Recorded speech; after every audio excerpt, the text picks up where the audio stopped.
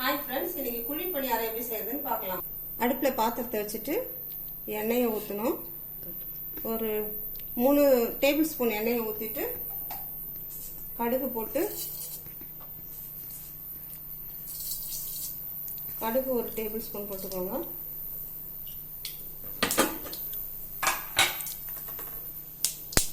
கடுகு பொரியும் போது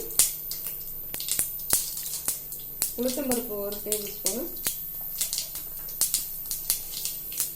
சின்ன ஜீரகம் 1 டேபிள் ஸ்பூன் போட்டுக்கோங்க. கடலைப்பருப்பு 1 டேபிள் ஸ்பூன் போட்டுக்கோங்க. போட்டு நல்லா கிளறி விடணும். காஞ்ச மிளகாய் 10 காஞ்ச மிளகாயை கிள்ளி வச்சிருக்கேன், அதை எடுத்து போட்டுக்கோங்க.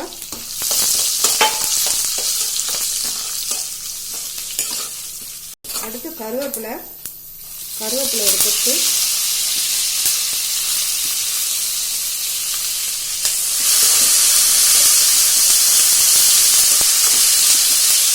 போட்டு வதக்கிட்டு இப்போ இஞ்சி 1 துண்டு பொடி பொடியாக நறுக்கி வச்சிருக்கிறத போட்டுக்கோங்க.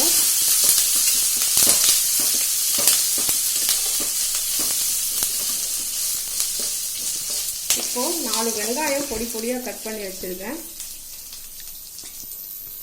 அதை இப்போ போட்டுக்கோங்க.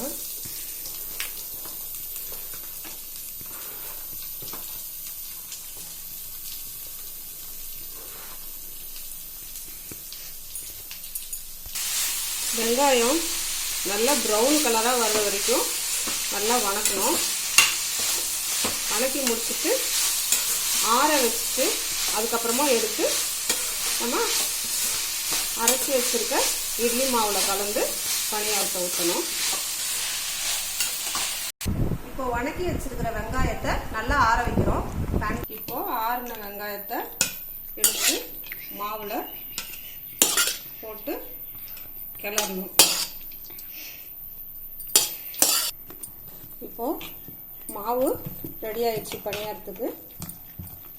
நல்லா இந்த மாதிரி கிளறி விட்டு கிண்டிக்கணும். இப்போ பணியாரக்கல்ல அடுப்பில் வச்சு சட்டி காஞ்ச உடனே எண்ணெய் ஊற்றணும்.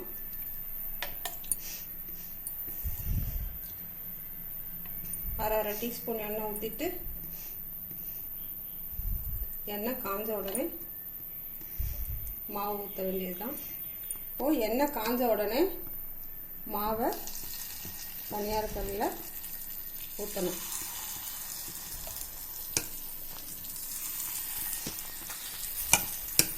இந்த மாதிரி ஊற்றிக்கோங்க.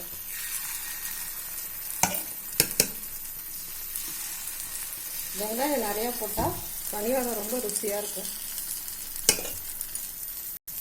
பணியாரம் குழந்தைங்களுக்கு பிடிச்ச பலகாரம். அது செஞ்சு கொடுக்கும்போது குழந்தைங்க ரொம்ப ருசியாக சாப்பிடுவாங்க.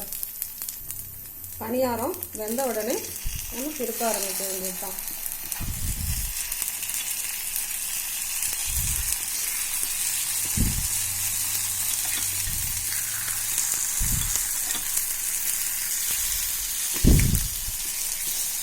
பணியாரம் இப்போ வெந்துடுச்சு. பணியாரம் அடுத்த பக்கமும் இப்போ வெந்துடுச்சு. திருப்பலாம்.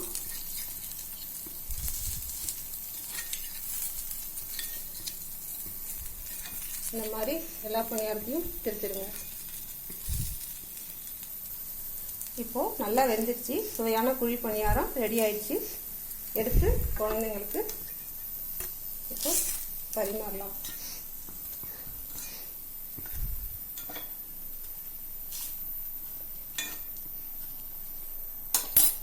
சுவையான குழி பணியாரம் ரெடி ஆயிடுச்சு.